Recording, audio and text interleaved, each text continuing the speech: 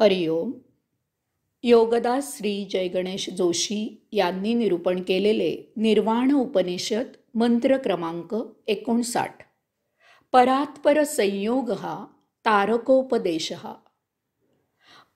परमात्म्याशी संयोग हाच त्यांच्यासाठी तारक उपदेश आहे. तारणे म्हणजे तारून नेणे, वाचविणे. एखाद्याला संकटातून बाहेर काढणे, त्यामधून वाचवणे म्हणजे तारणे होय.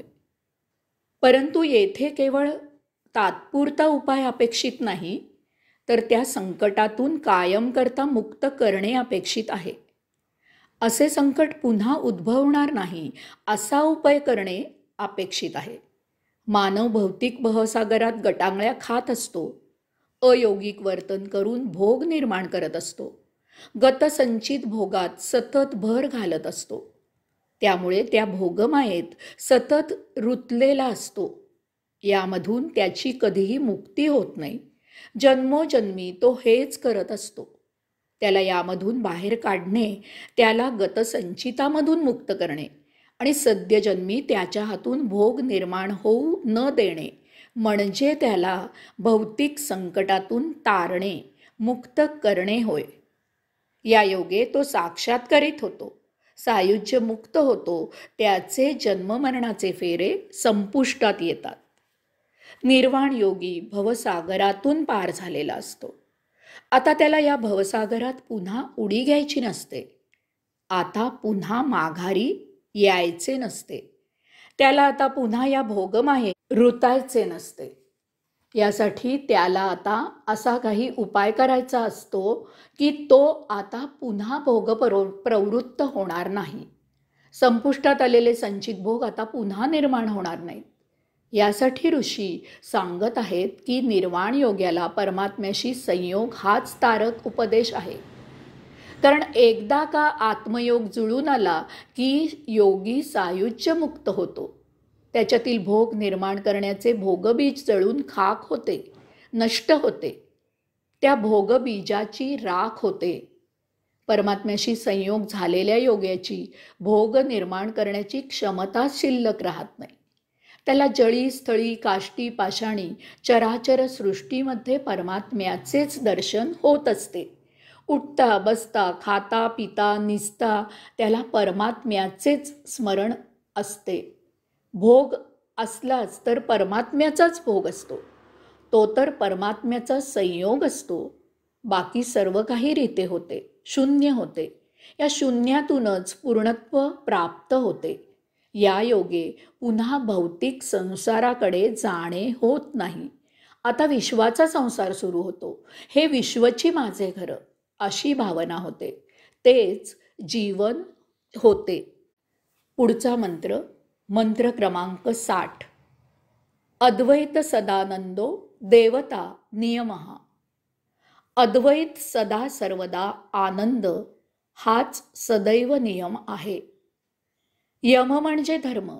आपले आचरण ठराविक प्रकारे काही विशिष्ट तत्वानुसार होणे म्हणजे धर्मपालन करणे. यात कोणालाही काहीही मत नाही. धर्मपालन करायचा की नाही यासाठी कुणालाही कसलीही मुभा नाही, स्वातंत्र्य नाही. धर्म पाळावाच लागतो. येथे तडजोड नाही. परंतु धर्म पाळताना नियम पाळायचे की नाहीत, कोणते नियम पाळायचे, कोणते नियम पाळायचे नाहीत यासाठी स्वातंत्र्य आहे. हा ज्याचा त्याचा मताचा प्रश्न आहे. एवढ्याचसाठी मागील सूत्रात परमात्म्याशी संयोग हा योग्यासाठी तारक उपदेश सांगितला. तेथे योग्याला मत नाही. ते त्याला साध्य करावेच लागते. तो त्याचा धर्म आहे. त्यामधून त्याची सुटका नाही. परंतु त्यानंतर सायुज्य मुक्त म्हणून कसे राहायचे यासाठी नियम आहेत. तेथे योग्याला स्वातंत्र्य आहे. परंतु येथे ऋषी म्हणतात की अशा नियमांमध्ये सुद्धा काही नियम त्याला बंधनकारक आहेत. काही नियम त्याच्यासाठी सदैव आचरणीय आहेत. निर्वाण योग्याने अद्वैतापासून कधीही ढळायचे नाही.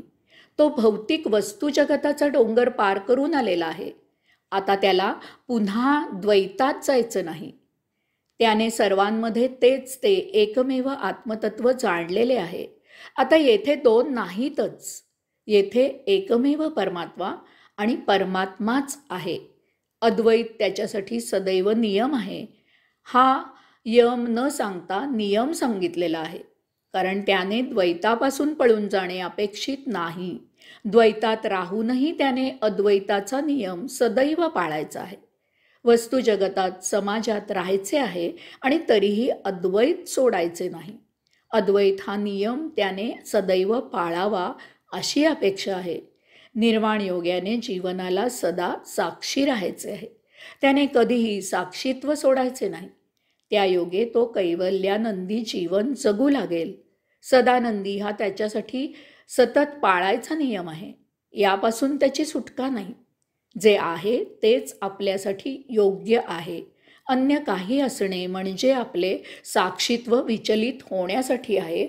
हे त्याने उमजून साक्षीत्व सतत पाळायचे आहे. जे आहे त्याचा सदा आनंद आहे. जे नाही त्याचाही सदा आनंद आहे. हाच त्याच्या जीवनाचा आता सतत नियम आहे. हा नियम त्याने पाळावा असे अपेक्षित आहे. हरिओम.